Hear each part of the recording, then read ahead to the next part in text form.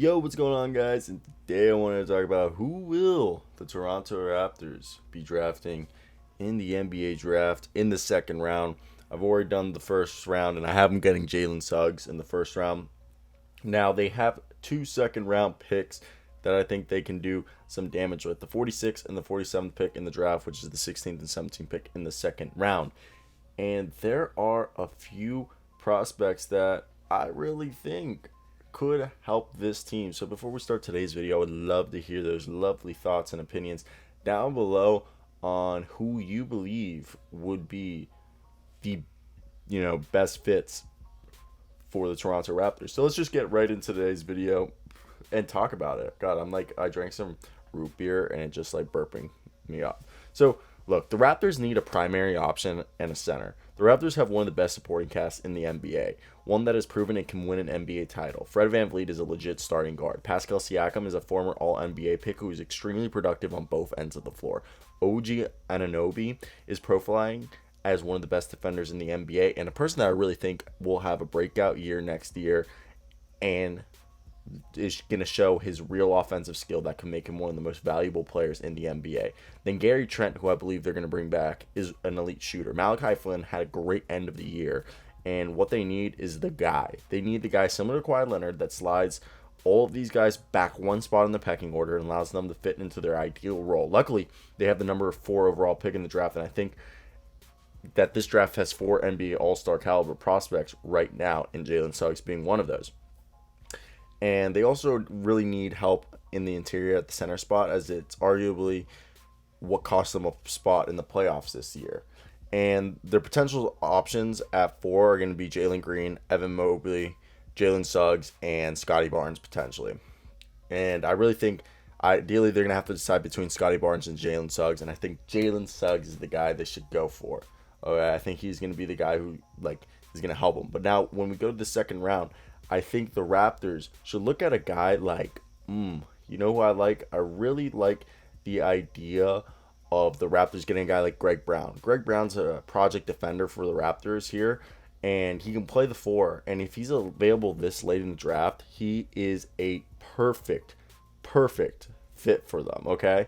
And I really do believe that he is going to be able to make the most out of his time there. Nick Nurse could fix him, I think, a lot quicker than other people would, and he's a guy who, if you guys didn't know, he played 26 games this past year, averaged 9.3 points, 6.2 rebounds, half an assist a game, 2.3 turnovers per game, 1 block a game, a little over half a steal game on 42% from the field, 33% from 3. This is a guy that I believe at the end of the day, I don't want to be the first team that ends up with Brown. The upside is that his athleticism is insane. He has explosive level of athleticism. He's probably the second best athlete in the draft behind Keon Johnson. And I'd bet as an NBA player, he can iron out the skill stuff and keep learning how to play. His margin of error is enormous because of what he brings to the table as a potentially switchable defender who can protect the rim. Brown has a lot of skills that remind me of Jeremy Grant when he brought to the table earlier in his career, maybe even to a greater extent. But it's going to take so much time that I don't know if I'm going to be interested in giving him a lot of guaranteed money early. That's why I think he's a second round pick. And that this isn't a ranking as a long-term career ranking. It's just a pre-draft assessment. And I think what kind of value that the team selects him will drive him out of the player. So, and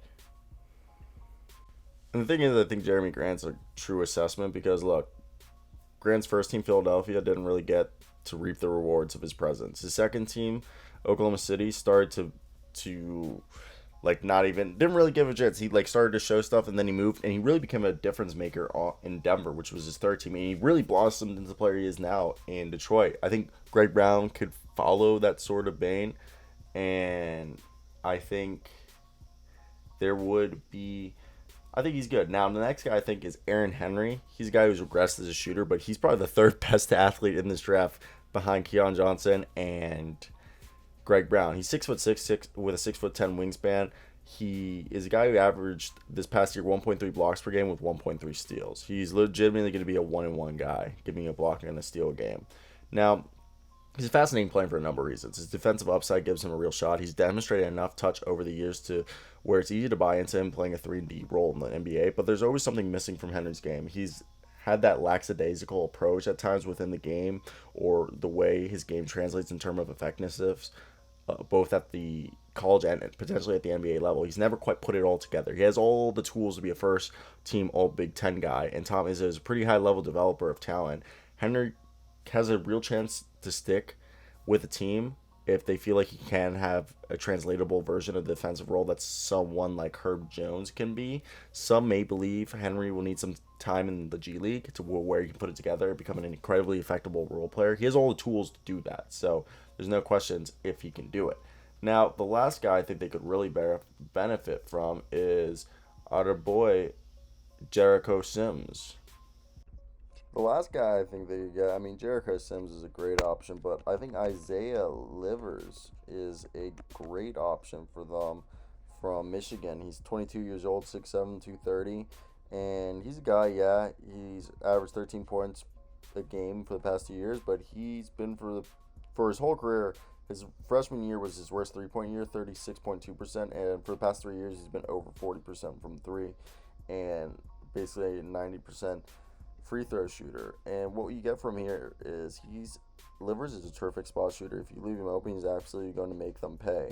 And if you can test at all, he will still make a lot of them. Throw that in with a solid, steady on-ball defense in college. It's easy to see why teams see Livers as a 3-and-D potential wing, stretch 4, even maybe could play some small ball 5, who can help on both ends of the floor. But there are some concerns about what he brings to the table.